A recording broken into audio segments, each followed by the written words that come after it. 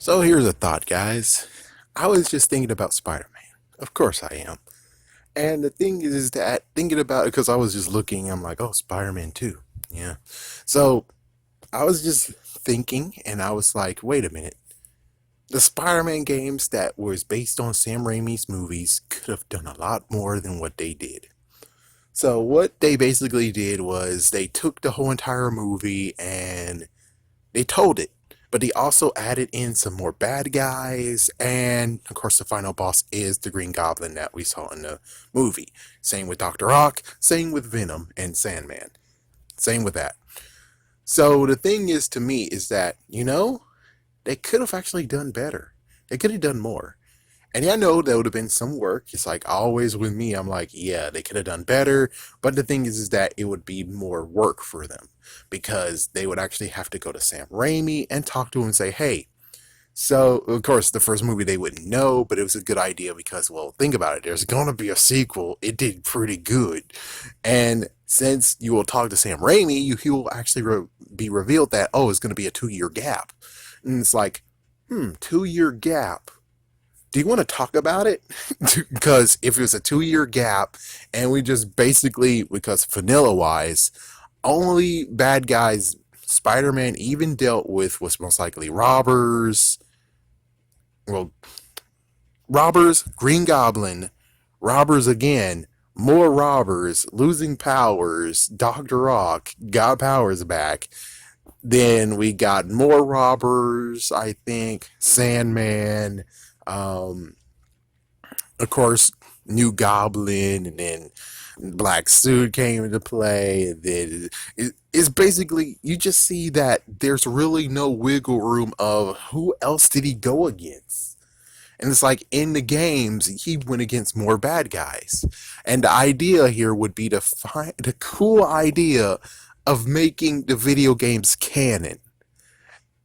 It would be cool, wouldn't it? So that means that yeah, they did most likely talk to Sam Raimi, and they were like, "Oh, okay, so we can use Electro. Okay, we can use him. We can use Vulture. Okay, we can use him." It's like they did. They were in talks of which characters can they actually use.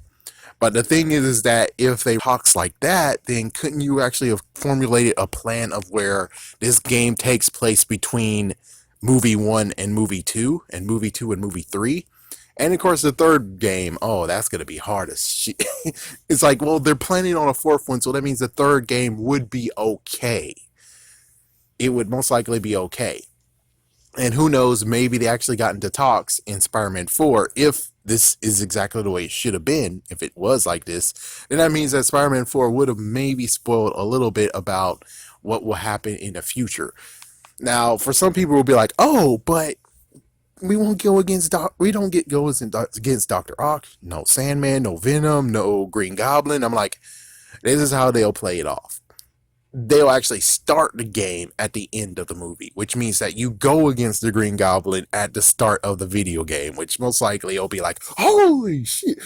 Of course, yes, I know this one is the first game, which means you have to get the controllers down tight. So I'm pretty sure they could backtrack just a little bit before we get to the final, well, the first boss, which of course is tough. Of course he's going to be tough. But it's like, yeah, this one's going to be kind of this is going to be kind of hard because it's like, oh, well, then if they need to learn the controls and everything and you start with the bad guy first, it's like, oh, shoot, they're going to get their ass whooped. And it's like, that's true. So then they have to backtrack just a little bit. I would say backtrack to where I would say the fire, since Spider-Man 3 did the same thing. I would say go to the fire and then sprinkle in. He actually did save some people too swinging around, even though that's not really true. You don't swing around. You just so basically we'll just have that fire being the thing, and then you have against go against Green Goblin, and then of course you have the cinematic of oh my gosh he bombed freaking Aunt May, and then you have to deal with them. So basically, yeah, take the sliver that was in the video game, put it in this video game, and then move on from there. So if you want to use Scorpion, okay. You want to use Shocker, okay. Or Electro, okay. We just got to figure out who is going to be the biggest bad guy at the end that really is going to be the bad guy in this, because yes, it's awesome to actually do it with the movie, but you know it'll be even better to actually add more value to the game if you do it in between 1 and 2 and it's canon, meaning that Sam Raimi does have the actual story part of where we're gonna piece in 1 and 2 together. Yeah, it was like here's what happens in between that. Which I have to admit, if that happened, that would have been freaking awesome. And of course, what's even crazier is that in the second movie and third movie, they do mention a little teeny tiny bit what happened in the video game. So basically, it makes it actually canon, which that would have been awesome. Given Spider-Man 3 did justice to us when it came to Venom because he's a bastard.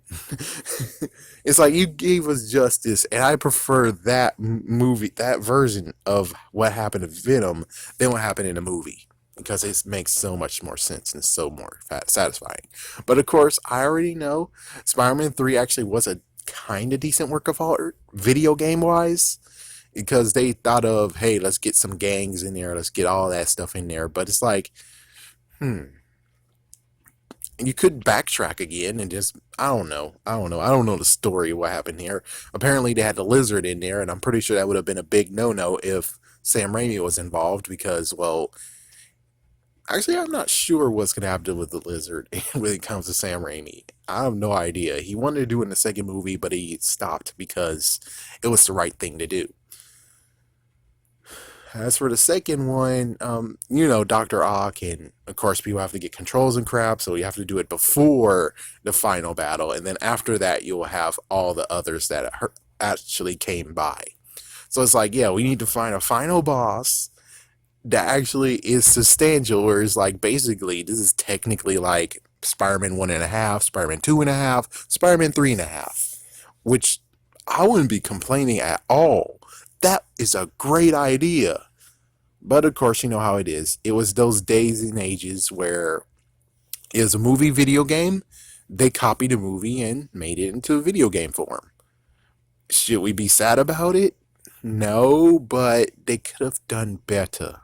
They could have actually have pushed the envelope, did better, and the games would continue on to be in decent value instead of dropping in price because it's just a movie video game versus I bet the Incredibles one, Rise of the Underminer, even though now it sucks. Now it sucks because they just did Incredibles 2 and they just straight up took that one and kicked the freaking video game into the trash can because it can't even be canon anymore.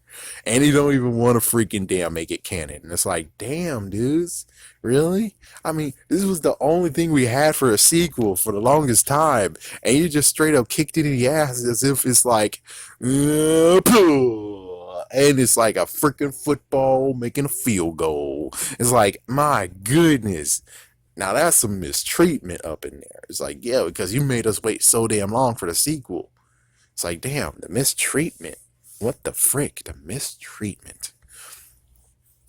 But yeah, it's kind of sad. It's like every single game has the freaking movie curse. The only thing is that Spider Man 2, even though it has a movie curse, it's still pretty good.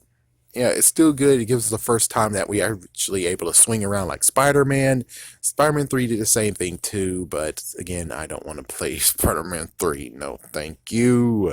The only reason why I have a copy is because my uncle gave it to me. That's the only reason why I have that copy. If I could, I would so part with it so damn fast. Like, yeah, so damn fast, I would part with that freaking damn game. Oh my goodness. I think yeah, the later Spider-Man games actually stayed decent price though, believe it or not. Yeah, even though I'm pretty sure that Amazing Spider-Man, Amazing Spider-Man 2 both don't deserve to stay at the same price. They deserve to be lowered. And of course, I would say um Shattered Shattered Dimensions, that's it. Yeah, that one doesn't deserve to be sought after or wanted either. I mean, there's some glitches up in there. There's some freaking glitches up in there. I mean, I had a brand new copy for Xbox 360 and I found glitches like at least 4 times. One big fat ass glitch, and I'm like, yeah, I'm pretty sure without evidence, people won't believe me at all. what happens at all. But anyways, yeah, it's very sad that that's how it played out. It's no, actually I'm gonna leave it for another video because it deserves to be in another video.